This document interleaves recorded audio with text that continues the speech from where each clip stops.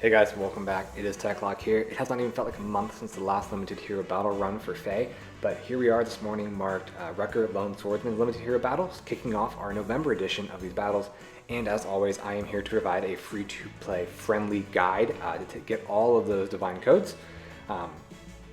This map is certainly challenging as far as when it comes to all the reinforcements, some ambush spawns on the back line, and then just the placement of these initial units where they all tend to overlap each other quite a bit, so it's hard to get an initial strike or bait out an individual unit.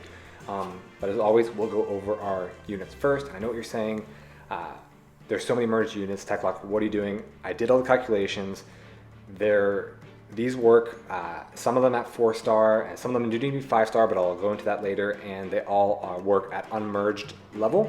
I'll go over the stat spreads, I'll put in overlays about what you need to be putting in your unmerged ones to get them to the same stat level as my merged units and all that good stuff. So that's why I'm commentating. There's a lot of explanation that needs to be done, but bear with me, and it should be a very simple and straightforward solution. Let's start with the easiest hero. There's obviously Olivia, which is our original free-to-play dancer. Hone Attack 3, which she comes with, a Silver Sword Dance. All you need to do is slap the Defense Tactic Sacred Seal on her. This is critical in order to power up Tharja's Aurora Blade Tome. Again, the best way to kill these inflated enemies is to Blade Tome stack, and this is definitely going to help that. Next, you're going into Tharja. This is mine. And now you're going to see what yours needs to look like if it's 5-star and unmerged. Not much skill with inheritance here. All you need is drawback. She does come with Vengeance and Darting Blow 3. You only need to throw Death Blow 3 in that Sacred Seal slot. What that'll do is Darting Blow, you don't even need 3, you can do Darting Blow 2, and that'll bring Tharja's base speed of 34 up to 38, which is what mine works with. And then also the Darting Blow will bring it within 1 point of my plus attack Tharja, and I've done the calculations. Normal 5-star one with no merges and Darting Blow with +6 attack, or sorry, Death Blow with +6 attack will work to take out these enemies. All right, moving on.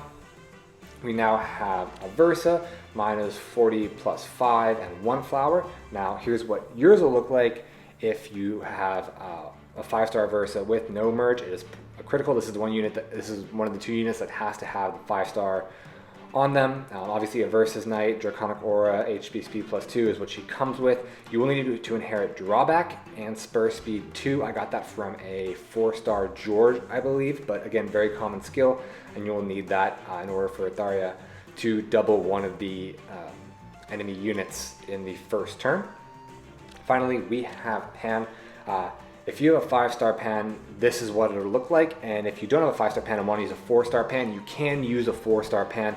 And I will overlay right now what it needs to look like for a 4-star. Keep in mind, if you are using a 4-star Panne, you will have to inherit Spur Defense on Tharja in order for her to survive the Brave Lance Cavalier. But just remember to inherit Spur Defense if you're going to use a 4-star Panne. But again, this is the kit used for a 4-star Panne. Obviously, she comes with Tangle Fang for 5-star, Adult Cavalry for 4-star. The only inheritance you really need here is Shove. Everything else is basically default kit. Don't even need Defense Smoke. And then Speed Tactic 3 will be her Sacred Slot Seal. So I know that was a lot of explaining, but hopefully my team does not look as scary as it initially did, and it's very easy to replicate with, at the very minimum, a 4-star Olivia, a 5-star unmerged Tharja, a 5-star unmerged Aversa, and a 4-star Panne if you don't want to improve Panne to 5 stars, but I highly recommend. She's a fantastic unit. So after all that explanation, let's get into the actual battle. So, and also for the sake of mirroring this up for the 4-star Panne, I did downgrade my Panne's Chill Speed 3 to Chill Speed 2, just to reflect what it would look like if you're using a 4-star Panne. So we'll switch up a couple of these units.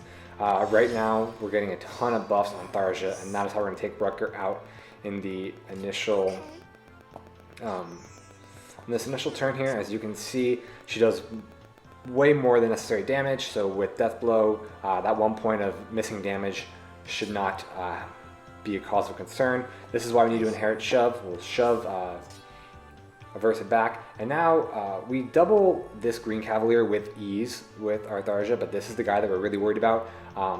At base, it would be a 34 speed Tharja plus 6 from the speed tactic, and that misses out by 1 point on this guy who has 32 speed with steady blow, giving him 36 effective speed. So this is why we have Spur speed 2 on Aversa, so when we draw Tharja back, she has enough speed to double this Bow Knight. And as far as defenses go, should not be too much of a concern, but I did leave a ton of open space on a lot of these units as far as improvisation goes. So if you do have trouble surviving these hits, a couple spurs, a couple drives should do the trick. And if there is any help, if any of the solutions don't go the way I'm predicting them to do, please mention in the comments. Again, I don't have an infinite resources. I'm a free-to-play player, so I don't have infinite resources to test all of these solutions, and I will try to adapt if you come across the challenge. But right now we're going to drag back Panne. She will move right here in preparation for the next turn. This is why we need Vengeance, is to help take out this Lance Fighter. And then we'll dance for Tharja again, and one more time, taking out the Lance Fighter. Alright, and I know this is scary. Panne's attack is, this is why we need Darting Blow 1 on Panne, because this guy has 28 speed, and a 4-star Panne would have 32 speed, so that plus 2 speed is bumping up just enough so she can double here. And when she's 4-star, she does not have that effective damage. So I did the calculations. I ran a battle simulator with her 35 attack at 4-star. She should be doing 24 damage to this Red Cavalier, and 24 times 2, 48. Take him out, not a problem. So that's what we need to do to make the 4-star Panne work. Again, with all the buffs and Tharja's speed, taking out this guy should be fairly simple. We're going to dance for Tharja, and if you have a 4-star Panne, this is why you will need Spur defense on Tharja as we draw Panne back. She's going to have to tank this guy, and a 5-star one. 5-star Panne can tank the hits no problem, but a 4-star Panne will need Spur defense to help her survive that. Alright, now these are the ambush spawns that we talked about.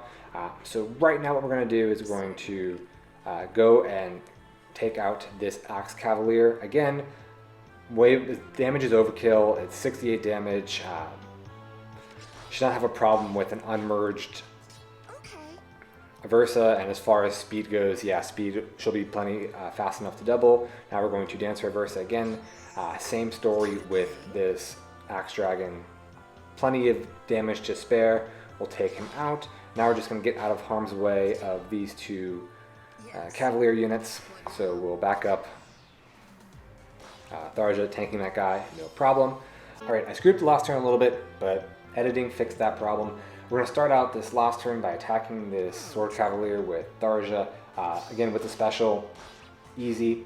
And then also we're going to move up and start chipping on this Lance Cavalier with Aversa. Now he's on 28 HP, and this is where we have a little deviation between a 4-star and a 5-star Panne as well. There's a 5-star Panne, you can move up, attack this guy, cavalry effective damage.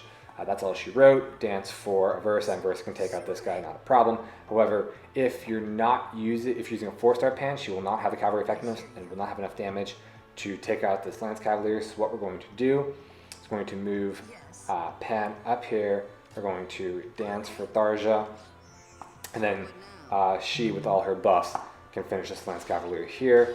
Aversa will have to tank one more hit from the Sword Knight, and that's going to be the end of the map. So yeah, so that's the free-to-play friendly Infernal solution for Rutger Lone Heroes Battle. Again, not entirely free-to-play units in the sense that they're all free units given out, but again, Tharja is the only one that wasn't free to play given out, but she's been around since year 1. I guarantee you everyone at least has one copy of her.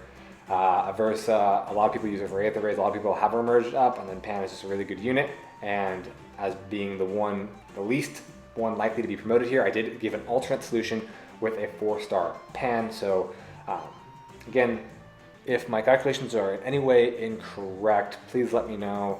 and I will try my best in the comments to help. Also throw down a comment to help anyone else struggling with these as well if you found an alternate solution. But hope you enjoyed, and hope this helps you take out the Infernal battle and get those divine codes. Take care.